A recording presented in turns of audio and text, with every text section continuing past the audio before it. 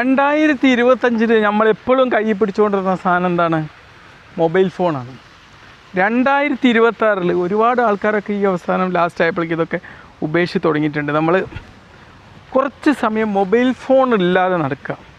നമുക്കൊരു ധാരണ ഉണ്ട് ഈ മൊബൈൽ ഫോൺ നമ്മുടെ ജീവിതത്തിൻ്റെ എല്ലാമാണ്.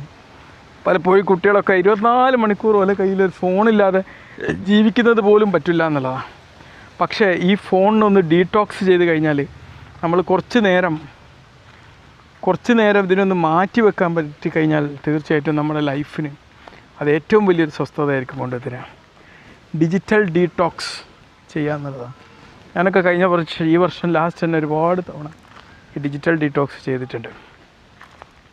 നിങ്ങൾക്ക് ഏറ്റവും ഡിസ്ട്രാക്ഷൻ ഉണ്ടാക്കുന്ന ഒരു 5 ആപ്പുകൾ ഡിലീറ്റ് ചെയ്യാം.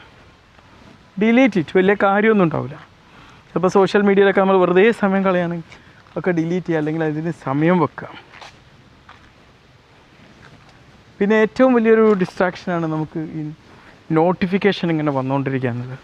അപ്പോൾ എന്ത് ചെയ്യാം, നമ്മൾ ഈ നോട്ടിഫിക്കേഷൻ ഒന്ന് ഡിസേബിൾ ചെയ്യാം.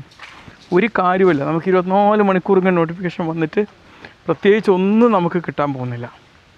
ഓക്കെ. പിന്നെ നമ്മളെ സോഷ്യൽ മീഡിയ ആപ്പൊക്കെ പെട്ടെന്ന് തന്നെ കിട്ടുന്നിടത്ത് നിന്ന് മാറ്റിയിട്ട് കുറച്ച് ലാസ്റ്റ് സ്ക്രീനിലേക്കൊക്കെ മാറ്റി വെക്കുക. പ്രത്യേകിച്ച് ഒരു കാര്യമില്ല, സോഷ്യൽ മീഡിയയിൽ ഇങ്ങനെ 24 മണിക്കൂറും അതിൻ്റെ നോട്ടിഫിക്കേഷനും കിട്ടി അതിൽ നിന്നിങ്ങനെ പോയി നോക്കിയിട്ടൊന്നും നമ്മുടെ ലൈഫിന് പ്രത്യേകിച്ച് ഗുണമൊന്നും ഉണ്ടാവില്ല. ചിലപ്പോൾ ക്രിയേറ്റേഴ്സായ നമുക്കൊക്കെ ചെറിയ ഗുണങ്ങൾ ഉണ്ടായിന്ന് വരാം, പക്ഷെ എന്നാലും ക്രിയേറ്റേഴ്സിനാണെങ്കിൽ പോലും ഇത് വെറും ഡിസ്ട്രാക്ഷനാണ്. അതിന് പകരം നമ്മൾ എന്ത് ചെയ്യുക, നമ്മളൊക്കെ ഇപ്പോൾ ഇതിലെങ്ങനെ നടക്കുക, ഇതുപോലെ നടക്കാനും മറ്റുമൊക്കെ നമ്മൾ ഇഷ്ടം പോലെ സമയം കണ്ടെത്തുക. ഓക്കെ.